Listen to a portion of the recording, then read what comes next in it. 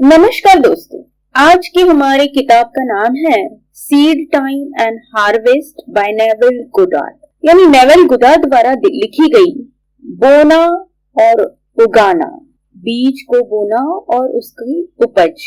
इस किताब में नेविल गोडार्ड बीज बोना और फसल काटने का एग्जाम्पल लेकर मेटाफिजिक्स के नियम बताते हैं, नेचुरल लॉज, जिसे हम अपने मन पर काम करके पॉजिटिव बीज बोते हैं और उसके अच्छे परिणाम को महसूस करना, मतलब वो फसल काटना है। इस बात को एक्सप्लेन करते वक्त नेविल गोडार्ड कहते हैं कि हमें हमारे खुद के मन को अपने हाथ में लेकर उस पर अपना कंट्रोल यानी नियंत्रण रखना बहुत जरूरी है। उसी तरह हमारी इमेजिनेशन यानी कल्पना शक्ति पर भी कंट्रोल करके वही बीज उसमें डालना जरूरी है जो हम अपनी जिंदगी में चाहते हैं। वो कहते हैं कि हम अपनी कल्पना शक्ति का यूज करके उस सुपर पावर के साथ जुड़ते हैं और अपने गोल, लक्ष्य, ड्रीम, डिजायर को पूरा कर सकते हैं। हमें अपने और उस सुपर पावर के बीच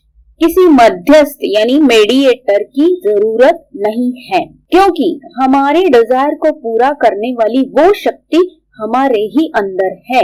वो एक सर्वशक्तिमान यानी सुपर पावर तक अपनी डिजायर को पहुंचाना ही बस हमारा काम है। जैसे ढेर सारा अनाज पाने के लिए किसान कुछ ही दाने जमीन में बोता है, और उसी तरह हमें अपनी डिजायर को पूरा करने के लिए वही फीलिंग को जगाना जरूरी है। जैसे कि एग्जाम्पल के तौर पर अगर हमें पैसे चाहिए तो हमें पहले हम जितने भी पैसे दे सकते हैं उतने देना जरूरी है। ये हमारे सीड्स है, क्योंकि उससे हमारे सबकॉन्शियस को ये मैसेज जाता है कि मेरे पास बहुत है इसलिए मैं दे सकती हूँ। जो हम यूनिवर्स की जमीन में ये सीड्स जब बोते हैं और जब हम उन बीजों को सही खाद और पानी देते हैं और उसमें से जो अनवांटेड यानी अनचाहे वीड्स या जिसको घास फूस कहते हैं वो उसको निकाल देते हैं, तो हमारे अपने ये जो सीड्स है, बीज है, भी हमें ढेर सारे रिजल्ट्स देते हैं उसी अनाज की तरह। अब कहते हैं कि हम जो भी इकट्ठा करते हैं वो सब पैसा, प्यार, ज्ञान वो देने के लिए होता है। यही यूनिवर्स का नियम है, लेकिन हम सिर्फ इकट्ठा करके रख देते हैं तो वो हमारे भी कोई काम नहीं आता है। जैसे कि पहले भी एक वीडियो में मैंने कहा था कि ये सब जो है हमारे पास, हमने जो पाया है, हमें जो मिला है, हमने जो अचीव किया है, वो सब फ्लो में रहना चाहिए, उसे देते रहना चाहिए, तो और वो मल्टीप्लाई होकर, एम्पलीफाई होकर हमारे पास वापस आता है। सीड टाइम का मतलब नेविल गोडार्ड बताते हैं कि बीज बोने का मतलब है कि हमें अपने आप को अपने डिजायर के फुलफिल होने की मेंटल इमोशनल स्टेट में ले जाना है। मतलब हमें अपने आप को उस वाइब्रेशन लेवल तक ले जाना है, हमारे मन को, जहां हमारी डिजायर एक्चुअली हकीकत में पूरी हो गई है। बाकी कुछ भी करने की हमें जरूरत नहीं है, जो कि हम हर वक्त करते रहते हैं कि बाहरी तौर पर, बाहरी दुनिया में हम बहुत एफर्ट्स लेते हैं, बहुत मेहनत करते रहते हैं। तो नेविल गोडार्ड का कहना है कि इसकी कोई जरूरत नहीं है, क्योंकि हम जब मन की लेवल पर उसे लेकर जाते हैं, महसूस करते हैं, इमेजिन करते हैं, फील करते हैं, तो हमारा मन अपने आप हमें बाहर क्या करना है ये बताता है, या वैसी चीजें, घटनाएं, लोग हमारे पास आने लगते हैं। जैसे बीज को जमीन में डालने पर उसे उगना ही है, वो बाहर आता ही है अगर उसे खाद पानी सही तरीके से मिलता है तो। बिल्कुल उसी तरह अपने डिजायर की वाइब्रेशन लेवल को क्रिएट करने पर, यानी कि जमीन में हम वो सीड बो देते हैं, उसे मैनिफेस्ट होना ही है। और जब हम इमेजिनेशन, फेथ, ये सारी चीजों का खाद पानी उसे डालते हैं और उसके विपरीत यानी विरुद्ध कोई भी विचार को अपने मन में रुकने नहीं देते हैं, यानी कि उसका वीड सारा कचरा साफ कर देते हैं, तो उसे बाहर आना ही है, मतलब उसे हकीकत में आना ही है, ऐसा उनका कहना है। बाकी कुछ भी करने की हमें जरूरत नहीं है। जैसे कि बीज को अंकुरित करने की क्षमता यानी पोटेंशियल जमीन के अंदर उस बीज को बोने पर ही होता है, बिल्कुल उसी तरह हमारे डिजायर को हकीकत बनाने की क्षमता यूनिवर्स में है। जब भी हम उस डिजायर का फुलफिल होने का स्टेट अपने मन में देखने लगते हैं, हम उस वाइब्रेशन लेवल में पहुंचते हैं। मतलब बीज का अंकुरित होने के लिए जो पानी खाद चाहिए, एक बार वो मिल जाए तो उसका स्प्राउट यानी अंकुर बाहर निकलना तय है। उसी तरह हमारे इस जमीन पर, यूनिवर्स के जमीन पर, यानी हमारे सबकॉन्शियस माइंड में जब हम उन सारे डिजायर्स के बारे में इमेजिनेशन, विजुअलाइजेशन, फेथ, ये सारी चीजों को जब अप्लाई करने लगते हैं तो वो मैनिफेस्ट उसको डिजायर को होना ही है, ऐसा उनका कहना है। नेविल गोदार्ड एक एग्जाम्पल बहुत सुंदर सा देते हैं। कहते हैं कि 4 लोग हमारी जिंदगी में बहुत इंपॉर्टेंट होते हैं। कौन से 4 लोग? तो हमारे जिंदगी के प्रोड्यूसर यानी निर्माता, हमारी जिंदगी के ऑथर यानी लेखक, हमारी जिंदगी के डायरेक्टर यानी निर्देशक, और हमारी जिंदगी के एक्टर यानी अभिनेता। ये 4 लोग हमारे लिए बहुत इंपॉर्टेंट है, क्योंकि निर्माता जो होते हैं, प्रोड्यूसर, वो फिल्म के थीम को, विषय के बारे में बताते हैं, उस कल्पना को रखते हैं कि हमें इस विषय पर फिल्म बनानी है। वो जो है वो सीड है, वो हमारी विश, डिजायर, इच्छा होती है। इस कल्पना का विस्तार जो है वो लेखक यानी ऑथर करता है। वो है हमारी इमेजिनेशन, कल्पना शक्ति, जो इस थीम का सिर्फ एंड रिजल्ट यानी उसका पूरा होना ही डिटेल में लिखती है, शुरू से लेकर आखिर तक कि पूरा हो गया ये जो हमारा थीम था, कल्पना थी उस प्रोड्यूसर की, और इसे अपने आंखों के सामने क्रिएट करता है जो ऑथर है, वो विजुअलाइज करता है। तीसरा जो पर्सन है जो कि डायरेक्टर, जिसका काम है कि एक्टर अपना रोल बिल्कुल सही तरीके से निभा रहा है कि नहीं, इसे देखना और उसे बताना कि कैसे आपको ये करना है। और जब तक वो असली नहीं लगता, जो एक्टर है वो उस रोल में बिल्कुल सही नहीं लगता, बिल्कुल असली नहीं लगता, तब तक उससे रिहर्सल करवानी, बार बार उससे प्रैक्टिस करवानी, रिटेक लेने का काम दिग्दर्शक यानी डायरेक्टर का होता है। ये काम हमारा कंट्रोल्ड अटेंशन यानी नियंत्रित ध्यान करता है। और फोर्थ पर्सन यानी कि जो एक्टर है, जो अभिनेता है, वो हम जो हमारे डिजायर को फोकस्ड होकर फुलफिल होने की, पूरी होने की कल्पना करते हैं, इमेजिनेशन करते हैं। ये हमें बार बार तब तक करना पड़ता है जब तक वह डिजायर हकीकत नहीं बनती। तो जब तक ये 4 लोग मिलकर काम नहीं करते, ये चारों लोग, नेविल गोदार्ड कहते हैं कि हमारे अंदर ही है, कि हमारी डिजायर अंदर से क्रिएट होना ये सीड है, फिर हमारी कल्पना शक्ति से उसको विस्तारित करना, उसे पूरा होते हुए एंड रिजल्ट में देखना, ये लेखक है, ऑथर है। उसके बाद उसे पूरा होने तक हमें जो जो करना है उसके लिए उसे बार बार देखते रहना, इमेजिन करते रहना, उस पर विश्वास करना, ये हमारा डायरेक्टर है।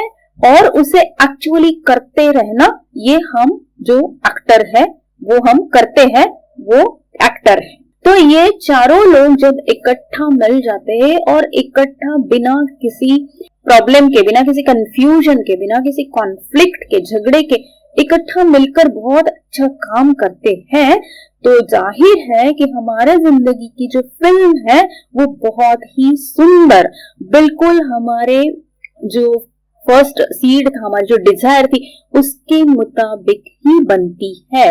और जब ये 4 लोग मिलकर काम नहीं करते हैं हमारे अंदर के, ये हमारे चारों हमारे मन में ही है, ये कहीं बाहर से नहीं आते हैं, तो ये अगर मिलते नहीं है, या तो हमारी इमेजिनेशन काम नहीं करती है ठीक से, या फिर हमारा फेथ नहीं है उस पर जो हम एंड रिजल्ट देख रहे हैं, ऐसा अगर है तो हमारी डिजायर सिर्फ एक थीम बनकर ही रह जाती है, एक कल्पना बस मन में आई और फिर भाप की तरह वेपराइज होकर चली गई। जब हम इस बात को अच्छे से समझ जाते हैं कि हमारी जिंदगी हमारे अंदर के 4 पार्ट्स यानी प्रोड्यूसर, राइटर, डायरेक्टर और एक्टर द्वारा लिखी और परफॉर्म की गई फिल्म है, तो हम इसके बारे में अवेयर हो जाते हैं और अनजाने से जीने की बजाय या फिर वेगली बिना सोचे समझे जीने की बजाय हमारी जिंदगी को हम सोच समझ कर जीने लगते हैं, अवेयर होकर हम जीने लगते हैं। ये चारों रोल हम अपने मन में निभाते हैं और जितनी अच्छी तरह से निभाते हैं उतनी अच्छी परफॉर्मेंस यानी फिल्म बनती है। इसलिए एक बात बहुत जरूरी है कि हमें ये चारों रोल बहुत सोच समझकर कंसिस्टेंटली अवेयर होकर निभाने हैं, क्योंकि प्रोड्यूसर, राइटर, डायरेक्टर, एक्टर में से एक भी अगर ठीक काम नहीं करता है तो वो बुरी फिल्म साबित हो सकती है, फिर वो फ्लॉप हो सकती है। मतलब नेविल गुदात ये कहना चाहते हैं कि हमें जो रिजल्ट यानी हमारा ड्रीम, डिजायर, गोल चाहिए उसे रिलैक्स होकर अपने इमेजिनेशन में कंप्लीट हो गया है, फुलफिल हो गया है, ये बार बार देखने से हम उसके बीज अपने मन के अंदर बोना शुरू कर देते हैं और उसे खाद पानी भी देते हैं, उस पे फेथ करके, उस पे विश्वास करके।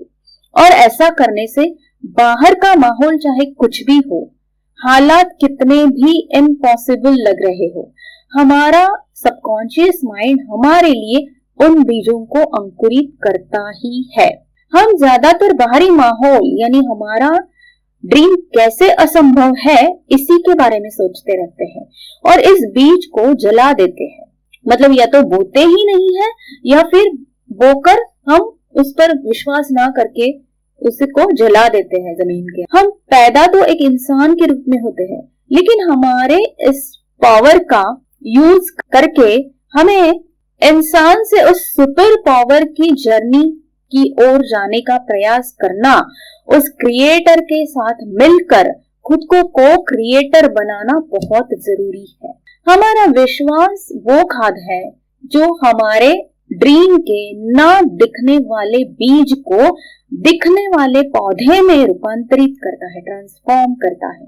हमारी दृष्टि से ज्यादा हमारा विश्वास पावरफुल होता है और इसीलिए हमें अपनी साइट यानी दृष्टि के बजाय हमारे फेथ यानी विश्वास के सहारे ही जिंदगी के पथ पर चलना जरूरी है। हमारे एक ही मन में दो तरह के थॉट्स रहते हैं। एक हमारे साथ जो हो रहा है उसे फाइनल यानी अंतिम मानकर स्वीकार कर लेना और दूसरा हमारी कल्पना शक्ति का उपयोग करके इसे बदलने की कोशिश करना, उसे इस तरह बदलने की कोशिश करना जो हम चाहते हैं। इसके लिए हमें फेथ यानी विश्वास को बढ़ाना जरूरी है, जो कि हम जो दिख नहीं रहा है उस पर यकीन करना हमें हमारा विश्वास सिखाता है, जिसके कारण हम जो है उस पर यकीन करने के बजाय जो हम बनना चाहते हैं या पाना चाहते हैं उस पर यकीन करना सीखे। हमें हर बात को क्या हुआ इस एटीट्यूड से देखने की बजाय ये क्यों हुआ ये सोचना बहुत जरूरी है। क्या हमें बाहरी बातों की जानकारी देगा क्या हुआ, इस सवाल को पूछने से हमें सिर्फ ये पता चलेगा कि ये हुआ है, लेकिन क्यों हुआ अगर हम ये सोचते हैं तो हमें इनविजिबल यानी ना दिखने वाले कई सारे बातों के बारे में पता चल जाता है। किसी भी बात को व्हाट यानी क्या हुआ, हाउ कैसे हुआ और व्हाई क्यों हुआ, इन तीन नजरियों से देखने वाले यानी कि तीन attitude what, why and how से देखने वाले जो लोग होते हैं अलग अलग, वो अलग अलग कॉन्शियसनेस की लेवल पर होते हैं। हमें अगर अपना कॉन्शियस लेवल बढ़ाना है तो हमें व्हाट एंड हाउ से ऊपर उठकर व्हाई की तरफ जाना बहुत जरूरी है। व्हाई को हमेशा जानने की कोशिश करना है, यानी कि क्यों हो रहा है, जो कुछ भी हो रहा है वो क्यों हो रहा है, इसे जानने की कोशिश करना बहुत जरूरी है। इसके लिए हमें हमेशा ये जानना जरूरी है कि हमें अपने दिमाग में कौन से विचार यानी थॉट्स, कल्पनाएं यानी इमेजिनेशन, बिलीव्स, डिजायर्स, ड्रीम्स और इंटेंशंस को रखना है, क्योंकि क्यों के बारे में जानते ही हमें ये पता चल जाता है कि इसे बदलने के लिए हमें क्या क्या बदलना जरूरी है। उन सबका रिजल्ट हमारी जिंदगी है। हमारे जीवन में जो भी हो रहा है यह ऊपरी सतह है, उसके बीज जो है, उसके सीड्स जो है वो हमारे मन के अंदर यानी हमारे thoughts, imagination, beliefs, desires, intentions के रूप में हमारे मन के अंदर होते हैं। इसलिए हमें अगर बीज को उपयोग करके जिस किसी फसल को हमें उगाना है यानी पॉजिटिव चीजें अगर हमें लानी है जो अभी नहीं हमारे जिंदगी, वैसे ही सीड्स को हमें मन के अंदर रखना जरूरी है और बाकी सारी चीजों को बाहर निकालना बहुत जरूरी है। हमारे रिजल्ट्स हमारे कॉन्शियसनेस की लेवल पर डिपेंड होते हैं। जैसे ही हम अपनी कॉन्शियसनेस लेवल को चेंज करते हैं, बदल देते हैं, हमारे रिजल्ट्स भी बदलने लगते हैं। मतलब जब हम क्यों हुआ, जो भी मेरे साथ हो रहा है, अगर वो अनवांटेड है, अनचाहा है, तो ये क्यों हुआ, ये सवाल जब हम पूछते हैं तो हमें पता चल जाता है कि हमारे अंदर के कौन सी बातों को हमें बदलने की जरूरत है। हमारे विचार बदलने की जरूरत है, हमारी कल्पनाएं, हमारे ड्रीम्स, डिजायर्स, बिलीव्स क्या बदलना चाहिए ताकि हम जो रिजल्ट बाहर देख रहे हैं वो बदल जाए। तो क्यों पूछने से हम अवेयर हो जाते हैं इसके बारे में। जिस तरह सीड्स यानी बीज के बोने पर उसका अंकुरित होना तय होता है, उसी तरह इंसान की जिंदगी में नेचुरल लॉज ही काम करते हैं जो कभी नहीं बदलते, हमेशा हमेशा से वही होते आए हैं। नेचुरल लॉज वही है और ऐसे ही रहेंगे। जैसे कि हम गेहूं का फसल उगाने के लिए उसी के बीज बोते हैं। ऐसा नहीं है कि चावल के बीज बोकर हम सोचते रहेंगे या देखते रहेंगे कब गेहूं उगे उसमें, ऐसा कभी नहीं हो सकता। उसी तरह, बिल्कुल उसी तरह हमें अपने डिजायर्स को समझकर उसी के बीज हमारे मन के अंदर बोना बहुत जरूरी है। अगर हम डिजायर किसी और चीज की कर रहे और बीज बिल्कुल उसके विपरीत बो रहे हैं, या हमारे बिलीफ्स या इमेजिनेशन या फेथ में विपरीत तरह के बीज है, तो हमें उसे बाहर निकाल करना बहुत जरूरी है। अगर हम अपनी डिजायर को पाना चाहते हैं तो हम अपने हेल्थ, वेल्थ, रिलेशनशिप के बारे में जो भी डिजायर रखते हैं उन्हें पहले अपने मन के अंदर देखना शुरू कीजिए। वो हमारी जमीन है, हमारा जो मन है वो हमारी जमीन है। यहाँ पर जब ये बीज अच्छे से बोए जाते हैं तो उनके अंकुर यानी स्प्राउट्स जो है वो बाहर की दुनिया में दिखने शुरू हो जाते हैं। पहले तो हमें उन बातों को इमेजिन करना है कि अगर हमारा ड्रीम हकीकत बनता है तो हम कैसे बात करेंगे, कैसे सुनेंगे, क्या करेंगे। फिर ये सारा विजुअलाइजेशन हमें करना बहुत जरूरी है और फिर उसके बाद वो सारे फीलिंग्स या इमोशंस हमें अपने फिजिकल बॉडी यानी शरीर में लाने की प्रैक्टिस करनी पड़ेगी। और इसे हम बार बार करते जब रहते हैं तो एक वक्त ऐसे हो जाता है कि वो अंकुरित हो जाते, वो बीज अंकुरित हो जाते, हमारे डिजायर्स हकीकत में आने लगते हैं। इस तरह से हमें अपने अंदर सोई हुई क्रिएटिव पावर को जगाना बहुत जरूरी है। हमारी हकीकत के लिए दुनिया जिम्मेदार है, ये समझना मतलब नींद में सोना है। हम नींद में हैं अगर हम बाहरी चीजों को हमारी हकीकत के लिए जिम्मेदार ठहराते हैं, ऐसा नेविल गुडार्ड का कहना है। और इससे जागने का मतलब है, इस नींद से जागने का मतलब वो बताते हैं कि हमारी हकीकत के लिए सिर्फ और सिर्फ हमारे विचार, हमारी भावनाएं, हमारी कल्पनाएं, हमारा विश्वास, ये सब जिम्मेदार है, क्योंकि हमारी हकीकत इन सब का मूर्त रूप है यानी कि मैनिफेस्टेशन है। ये अगर हम जान जाते हैं तो वो कहते हैं कि हम नींद से जाग गए हैं। और इसे जानने के बाद यानी नींद से जागने के बाद हमारे लिए अमर्याद संभावनाएं यानी कि इनफाइनाइट पॉसिबिलिटीज का दरवाजा खुल जाता है। फिर हम जो भी बीज यानी हमारे पसंद की जिंदगी, हमारे इमेजिनेशन की जमीन में बोते हैं, वही अंकुरित होकर बाहर आने लगती है।